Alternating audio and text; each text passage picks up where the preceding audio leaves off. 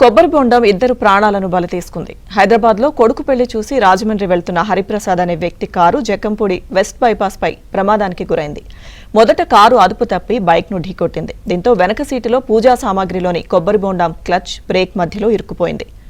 దీంతో car control తప్పి ఎదురుగా ఉన్న కంటైనర్ ను ఢీకొట్టింది. ఈ ప్రమాదంలో హరిప్రసాద్ తో సహా బైక్ వెనుక కూర్చున్న గురువయ్య అనే వ్యక్తి మృతి చెందాడు. హెల్మెట్ పెట్టుకోవడంతో బైకర్ కు ప్రమాదం తప్పింది. అతివేగం కొబ్బరి బొండమే ప్రమాదానికి కారణంగా కొత్తపేట పోలీసులు భావిస్తున్నారు.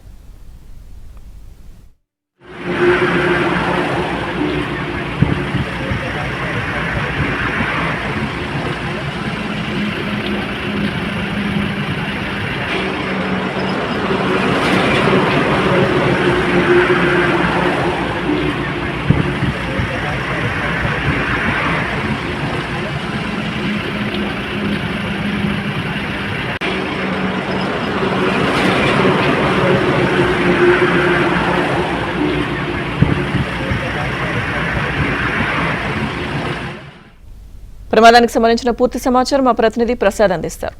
ప్రసాద్, లక్ష్మీదుర్గ ఈ రోజు విజయవాడ వెస్ట్ బైపాస్ రోడ్ లో అర్ధరాత్రి జరిగిన రోడ్డు ప్రమాదం స్థానికంగా అందరినీ సంచలనం కలిగించింది. ప్రధానంగా ఈ ప్రమాదంలో ఇద్దరు మృతి చెందిన ఘటన చూపలను కూడా కలిసివేసింది. జక్కంపూడి దగ్గర వద్ద వెస్ట్ బైపాస్ రోడ్ లో కారు అదుపు తప్పి ఎదురుగా ఉన్న టూ వీలర్ అతను ఢీకొంది.